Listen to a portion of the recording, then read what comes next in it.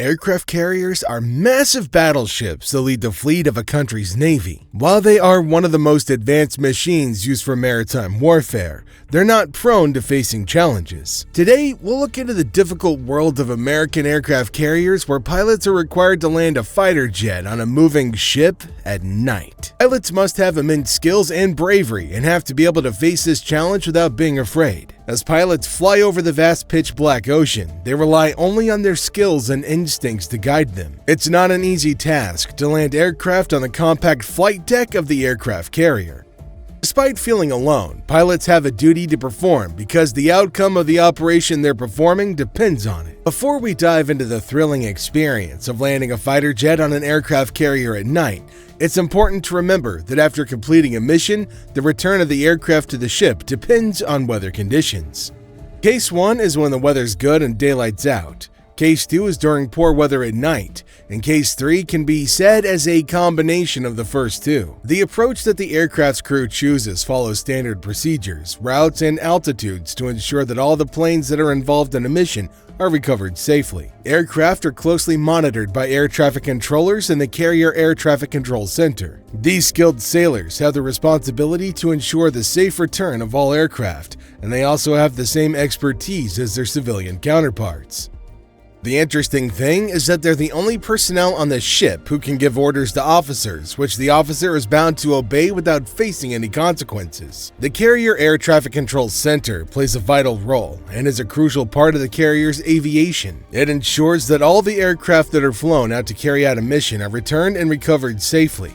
The typical flight operation consists of a 90-minute cycle and involves an estimated 10 to 12 aircraft taking off. At the beginning of each cycle, the airplanes are launched to clear the flight deck and allow the crew to reposition the remaining aircraft for the next recovery procedure. Because space is a valuable resource on a carrier, and any chance to acquire more is seized swiftly and effectively, aircraft launch at the beginning of each cycle is a crucial component of carrier operations. In aircraft carriers, arresting wires are numbered, with the most forward wire being number 4 and the first being number 1.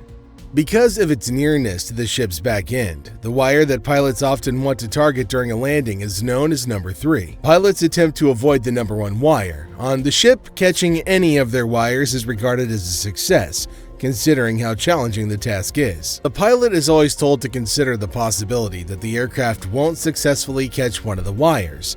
Thus, they're told to turn the throttles of the jet to full power as soon as it touches the deck, but without using the afterburner. This way, the plane will have enough power to take off again if the aircraft fails to catch a wire and then gets airborne again. It's known as a bolter technique. However, if the aircraft fails to catch a wire and doesn't get airborne again, the pilot would need to eject from the airplane as there's a very low margin of error during carrier landing. Pilots must remain alert and complete the required procedures to guarantee a successful landing. After an attempted landing, aircraft enters the bolter pattern, which is an oval racetrack pattern above the ship. If the aircraft needs to refuel, the pilot elevates to the tanker pattern located above the bolter pattern. When an aircraft is low on fuel, Air Ops designates an airborne tanker to compensate for the low fuel state aircraft during nighttime and adverse weather conditions. Aircraft initially enter a complicated holding pattern called the Marshall stack. You can imagine the pattern as a stack of pancakes stacked above the ship, each representing a different design. The factor that separates the tracks from one another to keep all the aircraft involved in the operation is the altitude between patterns. The location of every aircraft involved in the operation is monitored in real time on the departure and recovery status boards, along with a graphic representation of the pattern called Mr. Hands. When an aircraft checks in with the Marshall controller in the Carrier Air Traffic Control Center, it provides information on its fuel state and side number. The word state in this case refers to the amount of fuel remaining in the aircraft, expressed in pounds and shown in 2 figures. The landing method begins at the push point, which is a crucial moment the pilots must be prepared to accomplish with perfection. Air Operations Centers are the hub for night flying operations aboard the aircraft carrier, with 2 status boards used to track every jet that's taken off and is going to land. These boards show important details, including fuel status on planes from the United States. The ship's onboard TV system is used to broadcast landing attempts and other crucial information, so that everyone on board may access it. Pilots can watch their colleagues on one of the internal TV channels, which provides a live picture from the landing area facing back towards the ship's stern. There are several locations on the ship where you can access this channel, including on the bridge, where the Air Ops primary flight control is located. This is where the Air Boss sits, and every room is prepared. What challenges do the pilots face when the weather's difficult, with a broken layer of clouds at 2,000 feet above the water and scattered layers up to 15,000 feet, as well as nearby thunderstorms, with the closest one diverting 400 miles away? In this situation, landing on the carrier is your only option. The ship can be experiencing significant pitches due to the worsening sea state. In this situation, officers on the aircraft tend to panic and yell out commands to the pilot, which causes them to lose their focus. However, as a naval aviator getting ready to land, it's better to concentrate on your own landing and remain inside your box instead of paying attention to the officer's command. Operating an aircraft on a ship at night demands a high level of expertise and skill. At 5,000 feet above sea level, or platform altitude, the pilot is ordered to start dropping toward the ship. The platform call serves as a safety reminder because this altitude is thought to be dangerous at night. However, in a foggy situation, the vision of the pilot is not clear because clouds cover their view. This makes them blind to the other aircraft in front of them, necessitating a full instrument approach. In order to gain safe aircraft spacing, it's suggested that the pilots land their aircraft at a distance of 10 miles from the ship by stopping their descent at 1,200 feet and reporting their position to the Air Traffic Controller Center. The pilots only configure their aircraft for landing just before they reach a distance of 8 miles from the ship, which the TOCAN display indicates. The pilots then swiftly go through the landing checklist before lowering the aircraft landing gear. The pilots are required to recheck everything, including the lowering of the hook, which will be getting caught by the arresting wire, the fuel levels, and everything else as they approach the aircraft carrier. Air operations become more difficult and tense as the pilot gets closer to the carrier for the return landing. While the pilot waits for his call to pass, there's a possibility that 2 aircraft are already in the bolter pattern, and one other was sent to meet with an airborne tanker to refuel because its fuel status was too low to do another run. These aircraft are often those who had difficulty catching the wire and bolted as a result of the ship swaying up and down in the heavy seas. Air Ops has made the choice after conferring with the squadron representative that during air operations, a senior member of each air wing squadron will keep an eye on the aircraft. This is done while they're recovering. The aircraft's crew should assist in keeping an eye on their own aircraft and reporting information to the various squadrons. However, there could be situations where the ship's captain radios to the Air Ops to let him know that he needs to turn the ship slightly to find the relative wind. This could make the situation more difficult for the pilots because the ship cannot be turned while the aircraft are trying to land, but carrier operations depend on finding the right relative wind strength because there won't be enough wind over the deck. For safety considerations, landing signal officials will wave off aircraft to make them circle again. The Instrument Landing System, or ILS, on the aircraft detects the green signal as you get closer to the ship and helps the pilot to land the aircraft. Slope guide, azimuth, and elevation signals to your HUD put the pilot in a good starting position. This is where the pilot stands on the center line, approximately 750 feet above the water, and descending at a controlled rate of 650 to 750 feet per minute. Depending on the speed, the ACLS system locks onto the aircraft to assist the pilot in achieving this position, while the ILS system only allows one-way communication. Timely adjustments to the rate of descent are crucial as the aircraft gets closer to the end of the runway. The landing signal takes over control of the aircraft when it's at a distance of 3/4 of a mile from the ship. It's important that you get off to a strong start in order to improve your chances of a successful landing as the pilots get closer to the carrier to land. The pitching of the ship could be fierce. Thus, it's challenging for the pilot to locate himself with a glide slope indicator or meatball when there are seas. Instead, the pilot depends on the landing signal officers to be on the radio to call the pilot in order to get verbal feedback. Because of the carrier's vast size, even the biggest swells typically have no effect, but there are scenarios in which the waves are so fierce that they cause the ship's stern to abruptly rise and fall, and this makes it difficult to concentrate on a stationary object and can cause turning the ship's stern around feels like a disaster, rising up and pointing directly at you for a little while before falling again, continuing the cycle.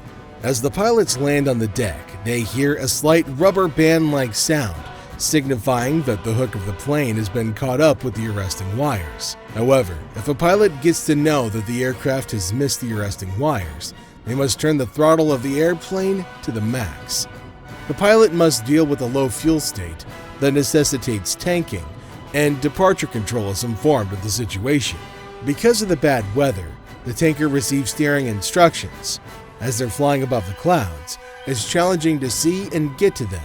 As the airplane extends its refueling probe, the pilot notices the tanker's blinking lights and joins from the inside. It's imperative to make this a swift operation and obtain a safe return to the carrier. Due to the rough seas, the ship might be experiencing strain as it struggles to establish a calm state. This is a big factor leading to missed arrestments.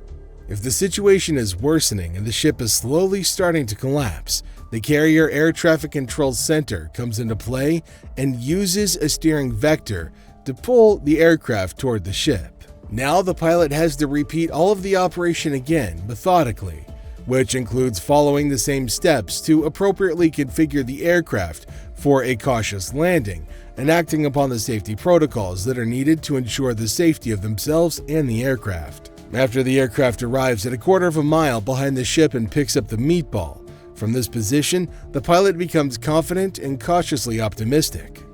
The most important aspect of the landing process is precision. As the aircraft carrier approaches, the pilots look into more of the craft that appears in their peripheral vision, and they begin to feel the ground rush, or in this case, the chip in their brain. A rush takes over the pilot's senses as the aircraft lowers into the landing zone above the ship's stern. The pilot continues to focus on the meatball, listening to the landing signal the officer gives him. The pilot is required to adjust the throttles ever so slightly and find an angle of attack to keep the aircraft just above the glide slope, as the pilot does not want to get overpowered and close and cause a bolter. At the instant moment of touchdown, the pilots can feel the landing gear thump onto the carrier deck as the few ship's lights flash by. The moment that separates carrier aviators from everyone else occurs in that split second when the pilot is waiting for that feeling of deceleration, knowing that the hook has grabbed an all-important wire. The pilots feel the deceleration first in their shoulder harness straps, then in their heads, and finally in their entire bodies as they violently move forward in the ejection seat. The aircraft tugs on the wire and pulls it out like a rubber band, bringing the pilot to a violent but very welcome stop. The initial feeling is one of relief, followed by an awareness of how difficult and complicated the entire operation actually was. Many pilots have reported noticing their knees were shaking as they retract the arresting hook and flaps, and then free themselves out of the landing areas aboard the deck. After witnessing the extreme challenges that are faced by the pilots of these fighter jets, observing the extreme skill and accuracy needed to land a plane on an aircraft carrier is incredibly difficult, and these pilots have to go through rigorous training sessions and real-time simulation drills in order to be prepared for these dangerous situations and any complications that may arise. It's fair to say that moving a fighter jet to an aircraft carrier in the middle of the night is a true testament to the bravery and skill of these pilots, as well as their supporting seamen on the aircraft carriers. It's important to note that all of these operations would not have been possible without the dedicated teams of men and women on these aircraft carriers, as these aircraft carriers not only defend their crew and their aircraft, but the integrity of an entire nation. From the dark expanse of the dark ocean to the intense challenges faced by pilots attempting to land fighter jets on a moving aircraft carrier at night, we've delved into the gripping world of American aircraft carriers. These massive battleships, leading naval fleets, demand unparalleled skill and courage from aviators tasked with executing flawless landings on compact and complicated flight decks. The recovery process, intricately tied to ever-changing weather conditions, is a constant cycle and challenge for pilots to navigate through a dance of arresting wires, bolter patterns, and refueling maneuvers, all under the watchful eye of the carrier air traffic control center. It's a dynamic dance where every move is critical to the success of the mission. Navigating challenging weather, broken clouds, and unpredictable ship movements adds layers of complexity to this already intense operation. The landing signal officers become the guiding lights through fog and waves, ensuring a safe approach to the carrier. Culmination of this intricate dance is the satisfying thump of the landing gear on the carrier deck, a testament to the precision and expertise of carrier aviators. Now, we really hope that you've enjoyed getting a brief glimpse into this difficult world of maritime life. Have you ever seen a carrier landing? If so, please share your thoughts in the comments section down here below.